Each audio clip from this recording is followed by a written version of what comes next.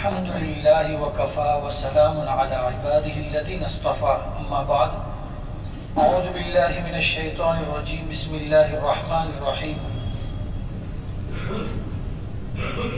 الحمد لله رب العالمين الرحمن الرحيم مالك يوم الدين صدق الله العظيم.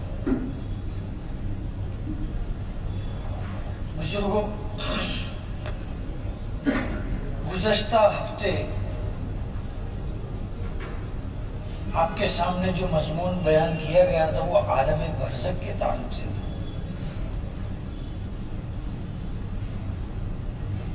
اس میں جو چیزیں بیان کی گئی تھی وہ یہ تھی، اس کا کچھ خلاصہ آپ کے سامنے پیش کر دو. جو بات ہوئی تھی عالم برزخ کا تعلق دنیا، یہ عالم دنیا ہے جس میں ہم زندگی گزار رہے ہیں.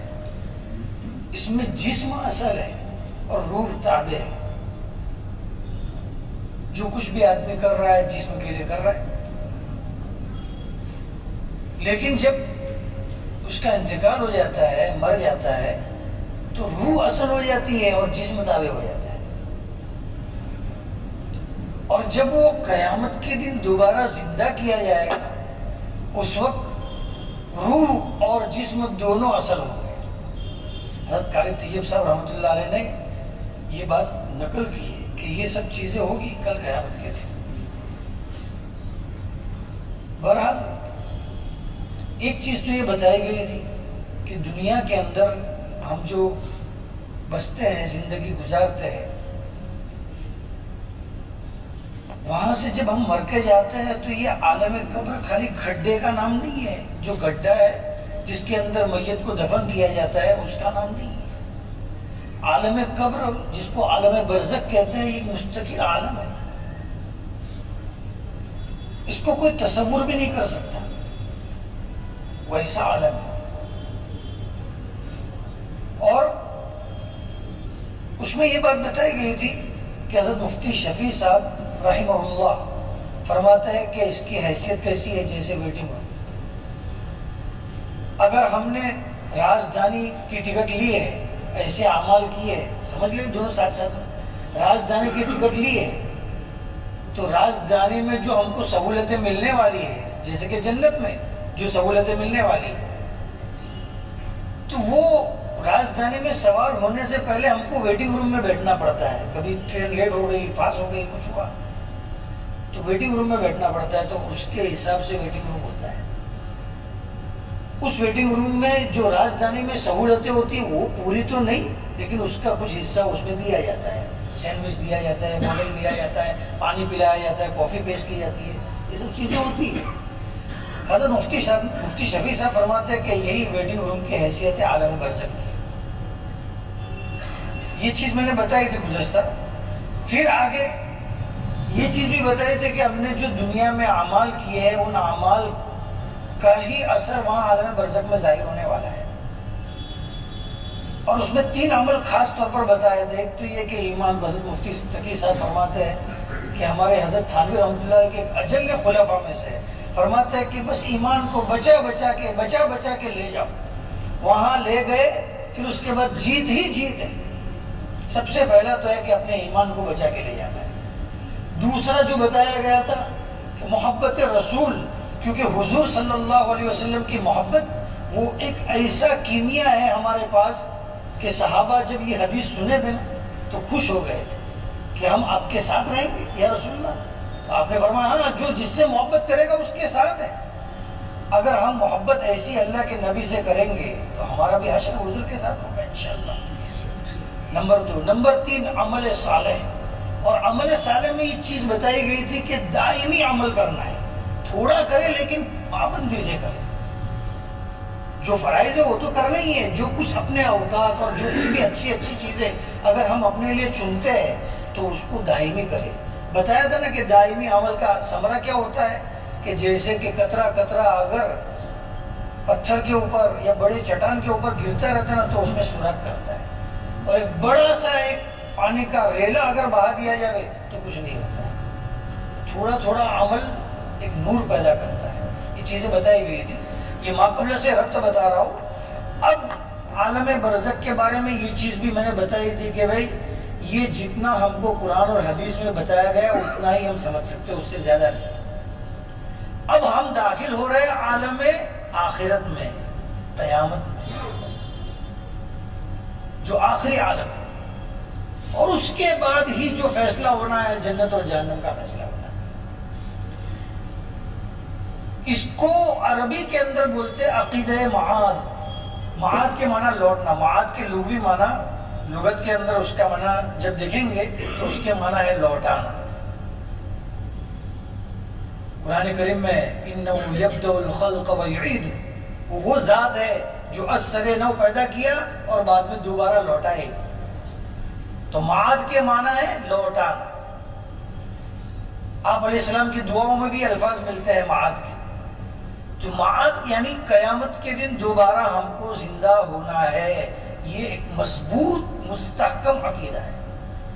یہ سمجھیے کہ اسلام کے, جو میں نے آپ کے سامنے دو عقیدے بہت تفصیل سے بیان کیے.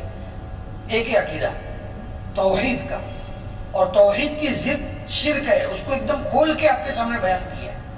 اور یہ جو دوسرا عقیدہ ہے, ابھی تو رسالت باقی ہے. تین عقیدے اہم ہیں جس کے اوپر پوری اسلام کی بنیاد کھڑی ہے. اور ان تین عقیدوں میں جو راسخ ہو جاتا ہے وہ مومن کامل بن جاتا ہے. پہلا ہے توحید, دوسرا رسالت, اور تیسرا معاد, یہ یوم قیامت کا یقین, یہ عقیدہ پیدا کرنا. رسالت کا بیان آگے آئے گا چونکہ ہم کو سورہ الحمد شریف میں چل رہا ہے, تو اپنے پہلے مالک یوم الدین میں ابھی معاد کا بیان چل رہا ہے, اس لیے میں اسی کو بیان کر رہا ہوں پہلے کہ قیامت کا جو عقیدہ ہے یہ عقیدہ بنیادی عقیدہ ہے. اتنا بنیادی عقیدہ ہے کہ احادیث کے اندر آپ قرآن کریم کو کھول کے دیکھیے, شروع سے لے کے اخیر تک شاید ہی قرآن کریم کا کوئی صفحہ اس مضمون سے خالی.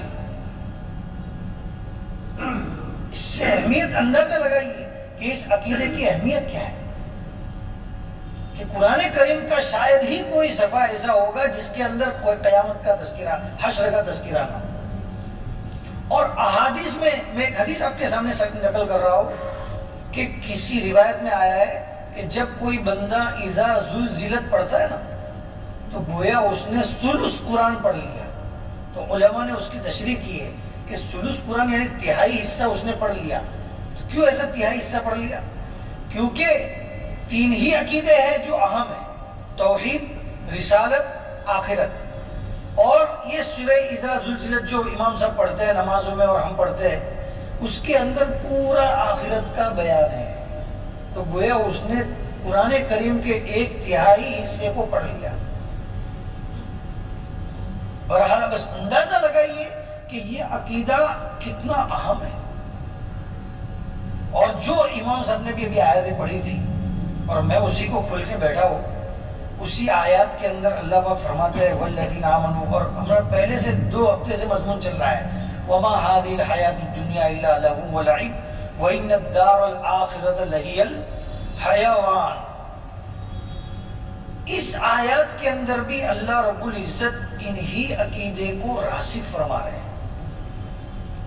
دنیا کا فنا بتا رہے ہیں اور آخرت کا بتا رہے ہیں کہ دنیا فانی ہے. ابھی ہم کو نہیں پتا چل رہا ہے وجہ کیا ہے, کیونکہ ہم ایک دنیا کے اندر زندگی گزار رہے ہیں. گزشتہ ہفتے میں نے علامہ رومی کی ایک مثال سے بات بتائی تھی کہ جب بچہ ماں کے پیٹ میں ہوتا ہے تو اس وقت وہ آلائش گندگی میں ہے, اس گندگیوں کے اندر رہ کے بھی وہ خوش ہے. اس کو پوچھا جاوے کہ تو اپنی زندگی پر خوش ہے, تو بولے میں خوش ہوں, میں اسی میں رہنا چاہتا ہوں. حتیٰ کہ جب اس کے 9 ماہ مکمل ہو جاتے ہیں, اس کو یا تو اگر وہ طبعی طریقے پر نہیں نکلتا ہے تو آپریشن کر کے بھی اس کو نکالا جاتا ہے کہ بھئی اب اس کی مدت ہو گئی, تیرے کو باہر نکلنا پڑے گا.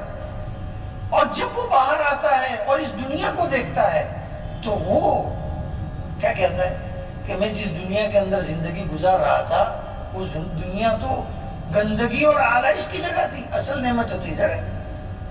یہی حال ہمارا ہے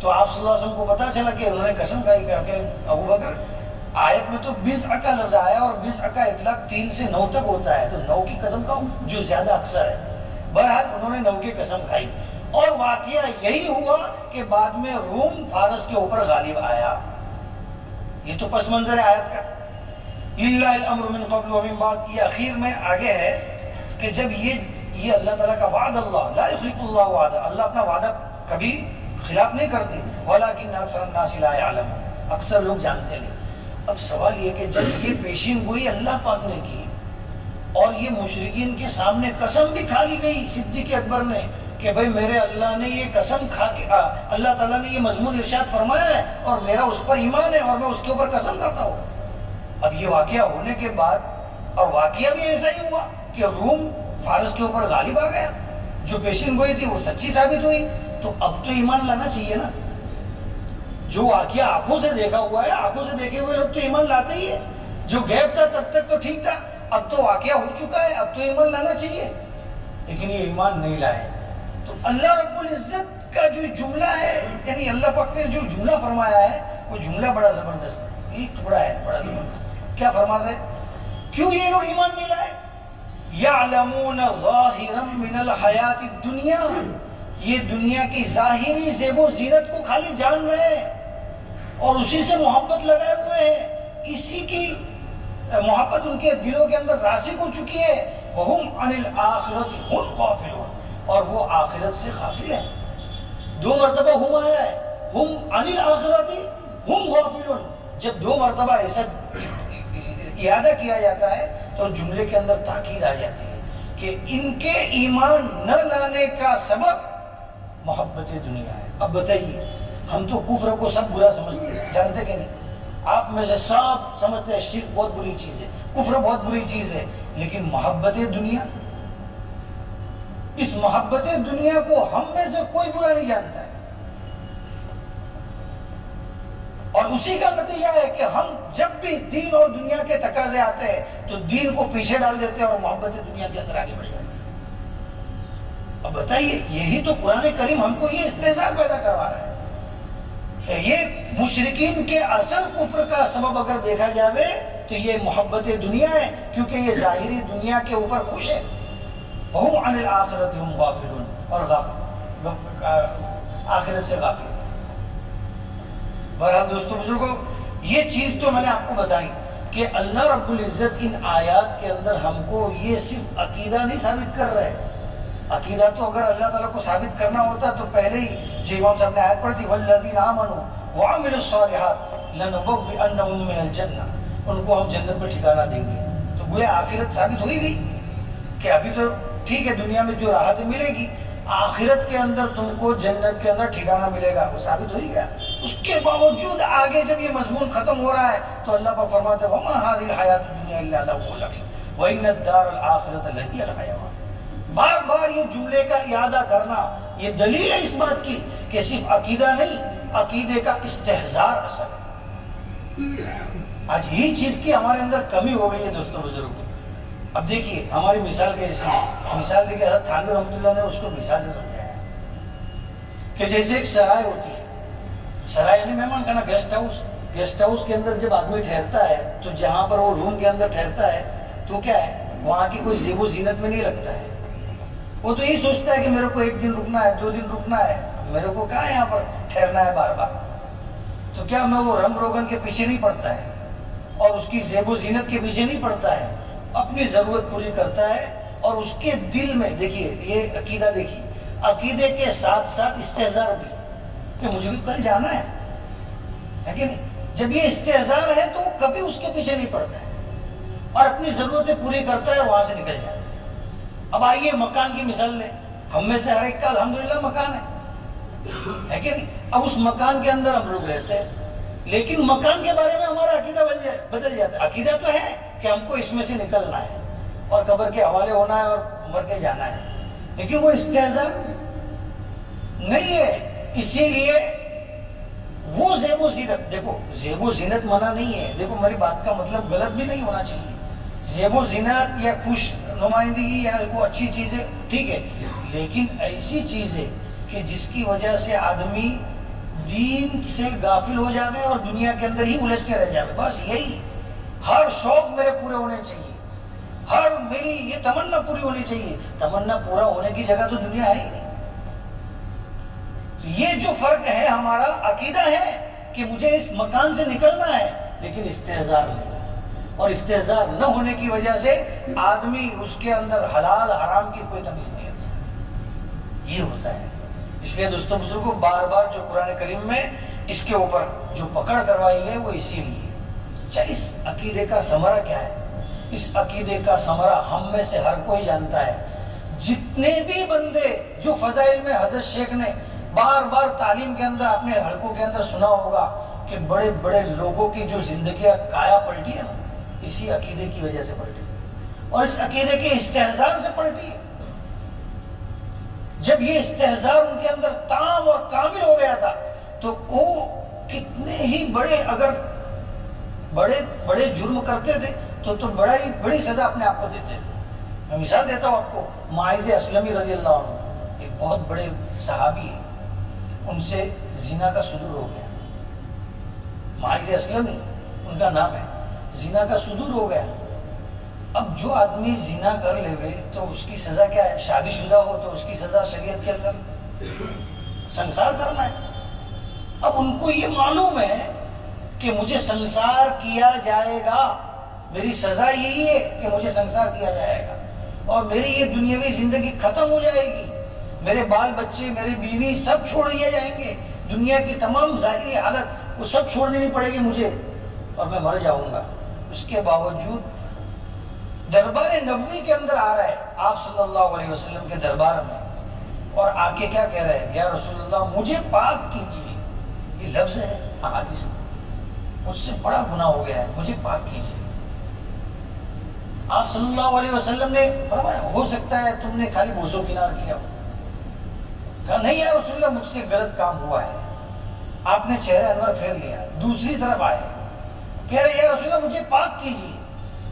تیسری مرتبہ آپ نے ایسے بیٹھے ہوئے تھے تو سامنے سے وہ آئے، ایک مرتبہ، دو مرتبہ، تین مرتبہ، پیچھے مڑ گئے تو تیسری مرتبہ پیچھے سے آئے، پھر اس طرف مڑے، چار مرتبہ. روایت میں ہے چار مرتبہ چاروں جہت سے انہوں نے قسم کھا کے کہا.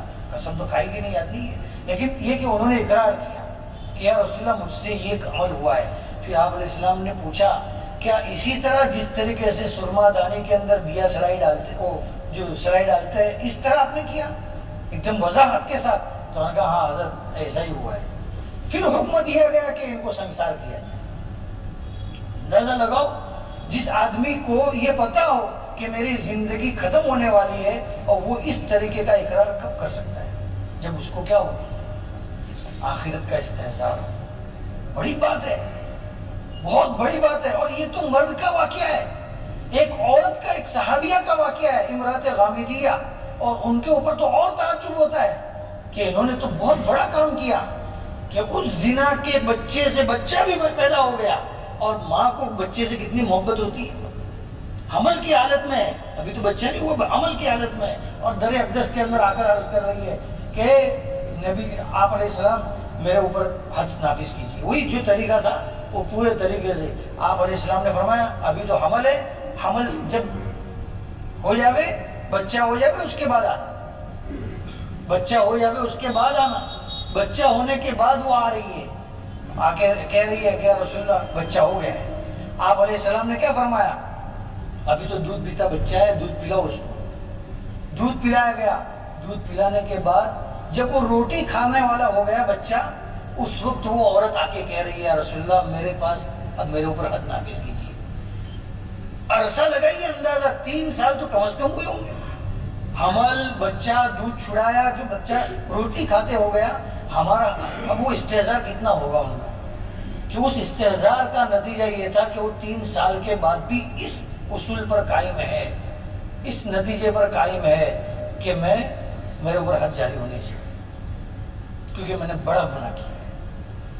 یہ آپ صلی اللہ علیہ وسلم کی صحبت اقدس کے اندر یہ لوگ جو نمونے بنے ہیں، جو ہیرے بنے ہیں، جو ستارے بنے ہیں، وہ چیز آج کے دور کے اندر مسلمان، ہم لوگ مسلمان کہلاتے ہیں، لیکن ہم تھوڑی تھوڑی چیزوں کے اندر پلٹ جاتے ہیں. اور یہ ایسے واقعات نہیں ہیں, یہ ایسے بے شمار واقعات ہیں. اگر میں واقعات خالی بتاؤں, میں 10 واقعوں کی نشاندہی کی ہے اس میں. ایک واقعہ میں آپ کو اور بتاؤں, آج کے دور کے اندر بھی ایسے لوگ, ایسا نہیں ہے کہ آج کے دور میں لوگ ختم ہو گئے ہیں, ایسے اللہ کے بندے جن کو ایسا خوف ہے, جو استہزار ہے. ایک واقعہ نقل کیا ہے, کسی کالج کے اندر پڑھنے والا طالب علم, اسٹوڈنٹ ہے, اور ایک مرتبہ وہ کالج سے باہر نکلا, اور نکلتے ہی بارش اور گھٹاٹوپ اندھیرا ایک دم. اتفاق یہ کہ جو پرنسپل یا جو سر تھے, ان کی بیٹی بھی اس کالج میں پڑھتی تھی, وہ بھی نکلی اور وہ کہیں جا کے پھنس گئی. اب قریب میں اس بچے کا مکان تھا, تو اس نے اس لڑکی کو دیکھا کہ یہ لڑکی ہے, عورت ذات ہے, یہ رات میں کہاں جائے گی. تو اس نے اس کو وہیں ٹھہرا لیا کہ میرے مکان میں ٹھہر جاؤ, صبح جب بیدار ہو جاؤ تو آپ چلے جانا. اب وہ یہ کہہ رہا ہے کہ رات ہوئی, جب میں نے اس کو بستر بھی دے دیا اور میں الگ کمرے میں چلا گیا. رات میں کسی ضرورت سے, دیکھو آدمی اکیلا ہو اور کوئی عورت بھی اکیلی ہو, تو وہاں تیسرا کون ہوتا ہے؟ شیطان. تو میں کسی ضرورت سے اس کو کوئی چیز دینے کے لیے گیا, تو وہ لیٹی ہوئی تھی, سوئی ہوئی تھی وہ لڑکی, اور اس کا حسن مجھے بہت اچھا لگا. تو میں ششو پن میں پڑ گیا کہ اب تنہائی ہے, یہ ہے, وہ ہے.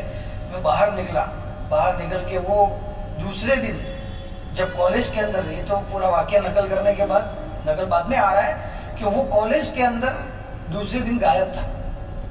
تحقیق کی گئی, وہ لڑکی رات بھر جو اس کے بستر پر سوئی تھی, اس کے باپ نے صبح اس کو پوچھا کہ میں نے کسی آدمی کے گھر پہ میں ٹھہری تھی, اور وہاں میرے کو کیا ہوا مجھے کچھ معلوم نہیں, کیا واقعہ میرے ساتھ پیش آیا, میں تو سو گئی تھی, کیا ہوا, میری عزت محفوظ ہے کہ نہیں, مجھے کچھ معلوم نہیں. تو باپ نے تحقیق کروائی کہ کالج کا کوئی اسٹوڈنٹ اگر غیر حاضر ہو تو تحقیق پتا چلا کہ بھئی یہ کالج کا ایک اسٹوڈنٹ غیر حاضر ہے. اور تحقیق کرنے سے پتا چلا وہ کسی ہاسپٹل کے اندر. جب وہ ہاسپٹل کے اندر پہنچے تو دیکھا کہ اس کے یہ جتنے ہاتھ ہیں نا, یہ پورے جلے ہوئے ہیں, اور اس کے اوپر پٹیاں بندھی ہوئی ہیں.